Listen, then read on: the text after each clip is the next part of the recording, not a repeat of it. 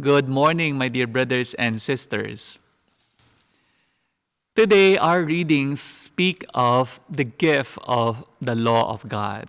Every human community, including the church, needs laws to protect it and guide it.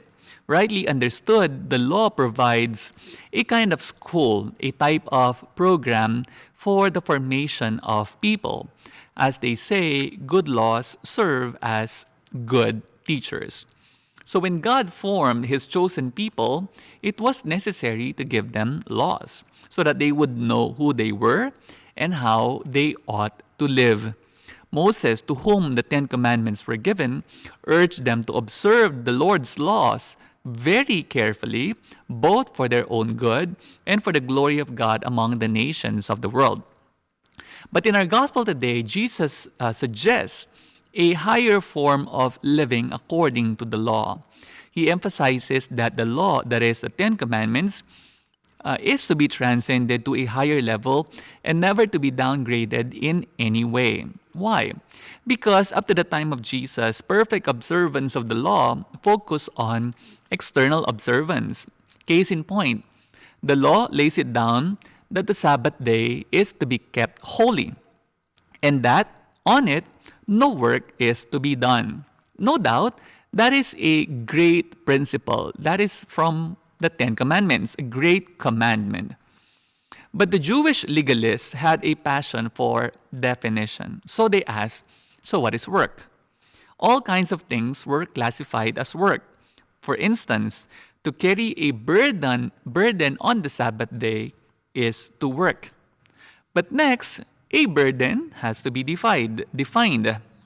So, the scribal law lays it down that a burden is, quote, food equal in weight to a dried fig, enough wine for mixing in a goblet, milk enough for one's swallow, honey enough to put upon a wound, oil enough to anoint a small member, water enough to moisten an eye salve, paper enough to write a customs house notice upon, ink enough to write 2 letters of the alphabet, reed enough to make a pen, unquote, and so on, endlessly.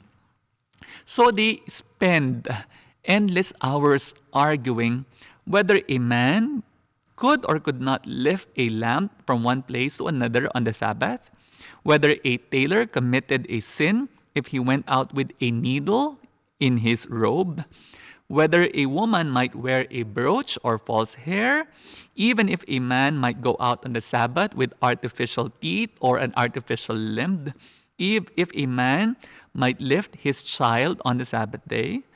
These things, to them, were the essence of religion, a legalism of petty rules and regulations. But Jesus says the true observance of the law must also be in the heart and mind. They must lead us to a change of heart and a change of mind.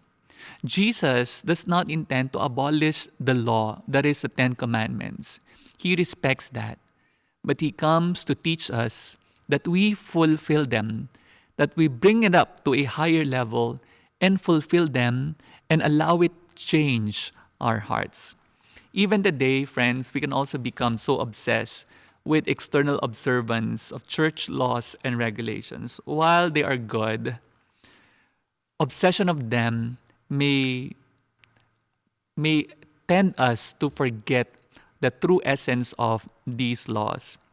When we become so obsessed with them, laws can become a source of scrupulosity and fear. But we need to remember that these acts do not stand on their own.